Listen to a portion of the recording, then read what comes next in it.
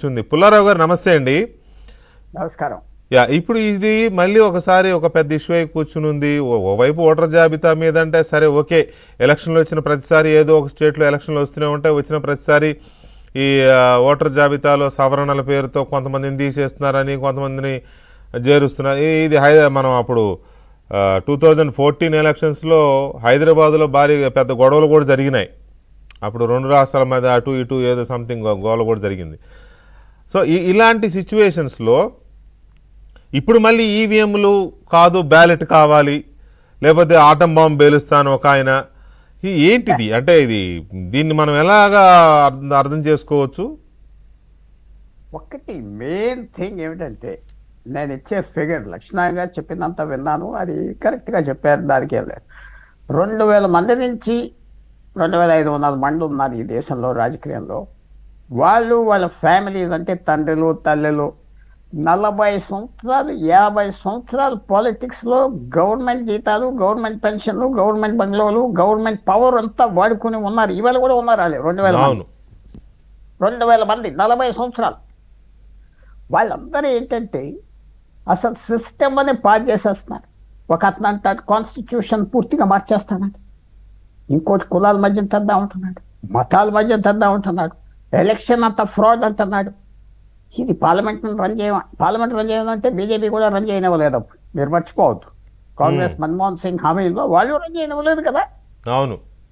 So నేను చెప్పేది ఏంటంటే, ఈ 2000 మంది దాదాపు వాళ్ళు సిస్టమ్ అని పాస్ చేసి ఏం రెస్పెక్ట్ లేకుండా మొత్తానికి దేశాన్ని ఎక్కడ తీసుకెళ్తారో మీ చేతిలో లేదు, నా చేతిలో లేదు. ఉదాహరణ చెప్తున్నా, ఎవరో మాట్లాడుతున్నారు bomb, atom bomb, Hyderabad bomb పేలిపోతుందని మనం అందరం ఎదురు చూద్దాం. పేలితే మంచిదే కదా, ఏదో నిజం వస్తుంది అనుకుందాం. శరద్ పవార్ గారు 50 సంవత్సరాలు, మల్లికార్జున ఖార్గే గారు 50 సంవత్సరాలు, నరేంద్ర మోడీ గారు 25 సంవత్సరాలు ముఖ్యమంత్రి, ప్రధానమంత్రి, కొంతమంది స్టాలిన్ ఆయన ఫ్యామిలీ 60 సంవత్సరాలు, ఆయన క్యాబినెట్లో 30 సంవత్సరాలు ఎమ్మెల్యేలు మినిస్టర్లు ఉన్నవాళ్ళు 10 మంది. వీళ్ళందరూ పట్టించుకోవట్లేదు. ఇలాగా ఈ దేశానికి వాళ్ళు పేట్రియట్సా కాదా నేను అడుగుతున్నా. మన సుప్రీంకోర్టు రేస్ చేస్తే చాలామంది ఫీల్ అవ్వారు, ఎవరు కొంచెం పేర్లు చెప్పకూడదు కదా. అందువల్ల వాళ్ళు సిస్టమ్ అని పాస్ చేస్తున్నారు కదా, ప్రతిదీ తగదా కదా, ప్రతిదీ తీసుకొస్తున్నారు కదా. ఇది మాకు ఇవ్వాలి, అదాలకి లేదు, ఇలాంటి వాళ్ళు యాంకర్ ఆకులు, ఇది ఎంతవరకు తీసుకెళ్తారు? సిస్టమ్ పాస్ చేస్తారు. ఒక బాడీ మీద స్ట్రెస్ ఎక్కువైపోతే వెళ్ళిపోతుంది కదా, అలాగే సిస్టమ్ కూడా బ్రేక్ అయిపోతుంది కదా. ఇవాళ బంగ్లాదేశ్లో సిస్టమ్ లేదు. 71 నుంచి వాళ్ళకి దేశం వస్తే ప్రతి ప్రధానమంత్రి జైలుకి వెళ్ళాడు, ప్రతి ప్రధానమంత్రి చంపారు, లేకపోతే అందరినీ అలా తీశారు. సిస్టమ్ లేదు. ఇక్కడ ఏదో సిస్టమ్ మంచిదో చెడ్డదో ముందరికి వెళ్తుంది 80 సంవత్సరాలు. అది వీళ్ళందరూ మరి పాలిటిక్స్లో ఎవరైనా ఆయన ఖండించారా? ఈ పార్టీ ఆ పార్టీ, బాబు ఆగుదాం చూద్దామని పెద్ద నాయకులు చెప్పండి, సరదాగా అడుగుతున్నా. ఎవరు మాట్లాడట్లేదు. నవీన్ పట్నాయక్ మాట్లాడట్లేదు, మనకు పెద్ద హీరో. ఎవరు మాట్లాడకుండా ఏమవుతుందో చూద్దాం అంటే సిస్టమ్ మొత్తం కూలిపోతే భారతదేశం అనేది వెళ్తుందా? మనకు మొన్నే ఒక యుద్ధం జరిగింది, పెద్ద యుద్ధం, కన్స్పిరసీతో వస్తే ఏదో అదృష్టంగా బయటకు వచ్చేసాం. సింధూర్ అదృష్టంగా అదో పెద్ద ఛాలెంజ్ చేశారు, మనకి ఎలా చేస్తారు ఏంటి చూద్దామని. అలా భారతదేశం ఇప్పుడు అమెరికన్ ఛాలెంజ్ వచ్చింది వాణిజ్యం మీద, దాని మీద. ఇలాంటి సమయంలో ఎవరైనా ఆడొచ్చా దేశాన్ని? వాళ్ళకి బాధ్యత ఉన్నదా? తప్పు ఉంటుంది ప్రతి ఫ్యామిలీలో, దాచుకోవాలి, కప్పెట్టుకోవాలి, ముందరికి వెళ్ళాలి.